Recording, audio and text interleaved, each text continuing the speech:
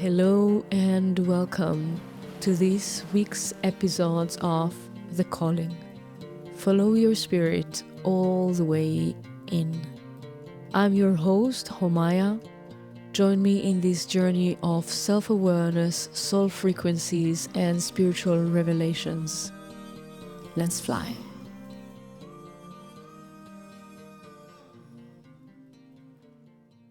Hello and blessings. Welcome to Season 3, Episode 1 of The Calling podcast, inspired by one of my most beloved masterclasses, The Healer. I'm so happy to welcome you here.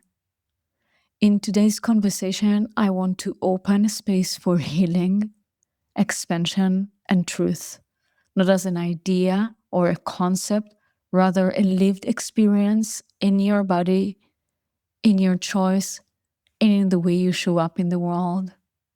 So, wherever you are right now, allow yourself to take a deep breath, relax, and let yourself permission to receive all the downloads in this transmission. As you listen, recall, don't try to take everything through your mind. Let the transmission do what it is here to do. Let it meet you in the place that you are ready. Let's begin. Hello, blessings, and welcome to The Healer. Okay, almost all my teachings and all my offerings are for the collective. It is beyond just me and you. As a healer, I really strongly believe that we move in one breath, we move in one motion, we move in one heart, we move in one consciousness. And I believe that in order to have a new experience in life, there is emotion and internal work that you will be doing for yourself, that I am doing for myself to evolve, to transform. And there is the reflection. And the more your circles around you are in the frequency of your emitted light, the reflection will be coherent and your own transformation will be facile, sweet, and easy. So, I want to share with you a little bit about myself and my story. I had my awakening after a long period of very challenging childhood and adolescence. I knew myself to be super sensitive, but at the same time, it felt like it's normal. Everyone is like that. There was something in it that shifted everything and put everything in place, and I started healing. Now, I healed myself to a certain extent until the moment of my awakening. But then I moved to another period of healing. The first period of healing was more mentally, and everything that happened energetically at that time was without awareness. The second period, after my awakening and starting healing myself, was very, very, very pure energy work and some percentage of mental. That means that my mind was so behind of whatever is happening.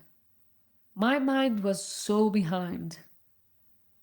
And I very fast started not only giving healing, my clinic was full quite from the beginning. Every time I opened a certain 2 spots per week, 5 spots, it's like every time I said I'm going to accept more people to come, it was full.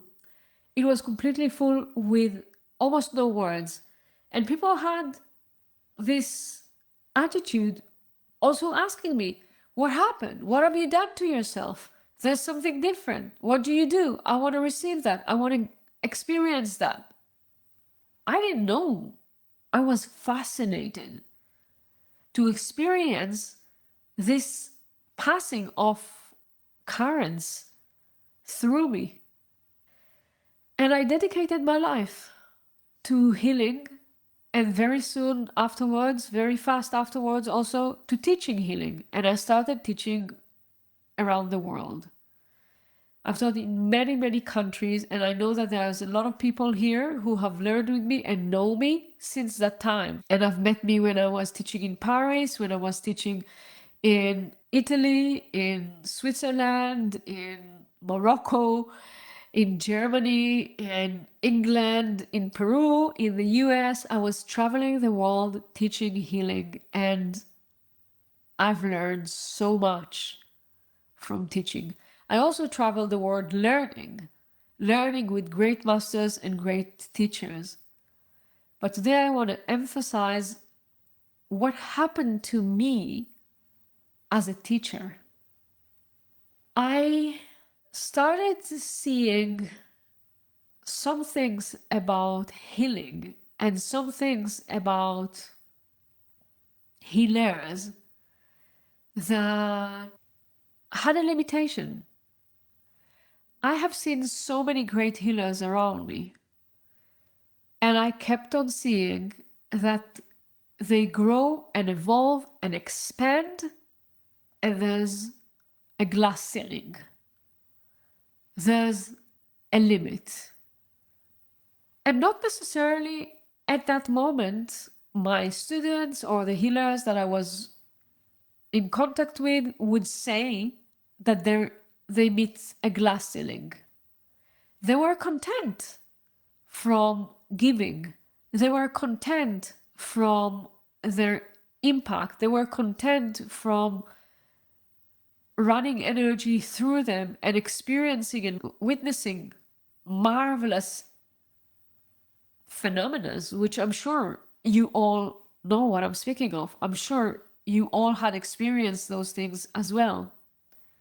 But I also noticed that at a certain moment, both for myself and for the people that I've worked with, there's like a certain plateau. And that plateau could stay for quite a lot of time. And I've realized that what is possible, experienced in some way as everything is possible. I can do everything. I can work with this client and that client, with this disorder and this disease, with this challenge and this limitation. I can work with anyone. I can work with everyone. I have no problem to support this one and this one and this one and this one. But then if you would look on what is the transformation that was possible to the common ground, not to exceptional, powerful, huge transformation. What is the transformation that was possible for the collective? What I felt and what I've seen is that there's a huge limitation. And I'm going to give you examples. So I could see healers performing miracles and a lot. But I could also see the same healers, and me included, yes, not feeling comfortable to speak about the miracle, not taking ownership on the miracles. I could see healers speaking about, and not only speaking, really performing huge transformations, one person at a time, and not necessarily with awareness to the collective. I have seen so many of my students that were powerful healers, powerful, amazing, amazing healers, but didn't earn more than a certain amount, or were not able to have more clients than what their heart really wanted. Or even if they were supporting some clients, there was a certain limitation that comes with different stories, either moral or shame or guilt or power, feeling afraid of your power, feeling afraid to hurt someone, feeling afraid to hurt yourself. There were so many stories repeating again and again and again and again of why not? Why not more? Why not more money? Why not more clients? Why not more transformation? Why not in the collective? Why not being seen? Why not declaring? And that was part of the things that made me feel that I need to go, we can say, inside and see for myself, where am I heading as a teacher? I want you to put yourself in my shoes. I was teaching at that time, I feel it was already 15 years, more or less, almost 15 years that I was traveling the world and teaching. And still I felt there was some limitation there. We're speaking about God, but we don't move like God. We're speaking about light, but we feel embarrassed to say what we're doing. We're working with light, and still we're not showing up as light. And I know that some of this distortion is because there is a collective issue with feeling comfortable with your power and feeling comfortable with your light. That there are memories from past life and stories from here until the end of the world of why we shouldn't show up in our majestic power. But a part of this, I felt that there is a perception of what is healing and what is health and what is possible that limits the way that we show up and what we create. I believe that the reason that the world looks like it looks is because we are the healers of the world, and there's a next step for us, and we are called for this next level. I believe that healing is needed in the world more than ever. I believe that healers, light activators, spiritual guides, spiritual leaders are the leaders of the world, and that currently we're not doing our job. We're doing it in a very limited way, and then we have misconception about what it means to do this job.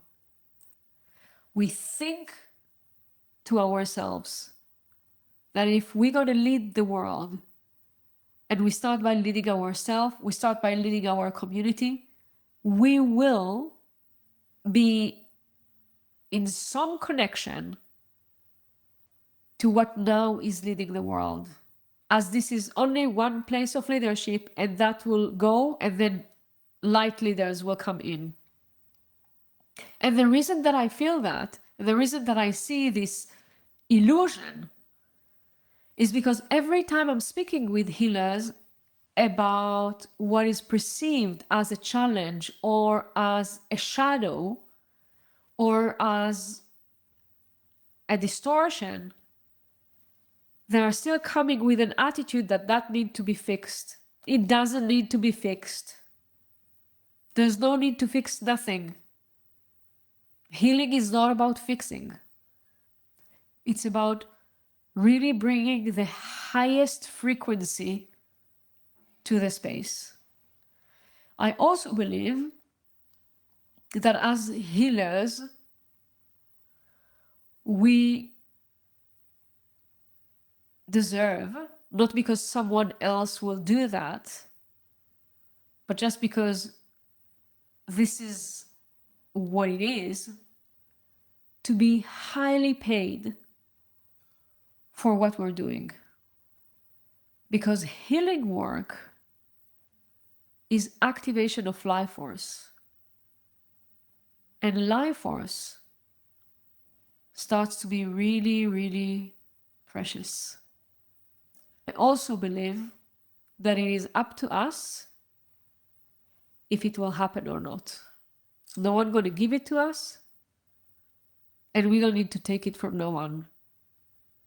It is up to us if we will be willing to remove the glass ceiling that we have above our head of what is possible, what is not possible. And I'm not saying what is possible if someone can get pregnant just because I worked with her energetically. We're sure that this is possible, correct? But what is possible for us?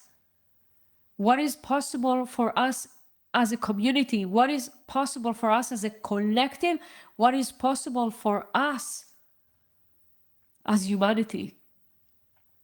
If you see the vision as I see it, if you feel that definitely we need to heal the world, definitely we need to lead more, definitely life force is precious and therefore our work is precious, and there are so many other reasons, and that we are responsible for this transformation, it is essential for manifesting this vision to have the strength of leading ourselves.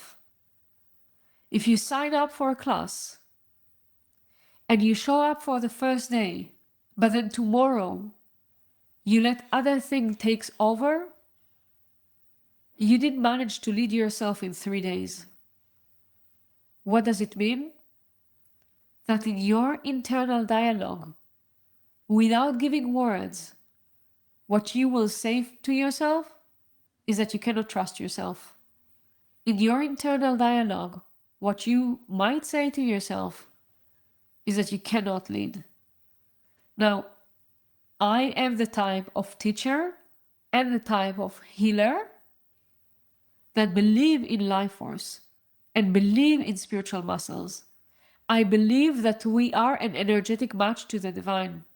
And therefore, I believe that we should show up for it as such, that we will be able to allow strong currents to pass through us. And if I want to have the impact, if I want to be able to deal with the reflection that will come, if I want to be able to deal with the energy that's going to pass through me as I'm doing it, if I want to be able to deal with expansion, with large impact, with high income, then I need to lead myself, and I need to be able to stand for my words and to not just have intention, but take the intention and bring the intention into the room. Intention is not something that I have when I click the button and I say, oh, it's so easy, I want to be in that class, but then I forget about it. Then all I have inside of my system is just more pollution, open threads that goes nowhere. Intention is I'm recognizing that there is another level for me and for the collective, and I'm willing to show up for it. Even if I cannot show up in time, I'll show up and watch the replay. I'll be here. I'll do what is needed. The power of commitment is one of the strongest powers that we can work with and that we are called to use. It's a fundamental power. Commitment. And we're going to tap into commitment in healing and in healing myself.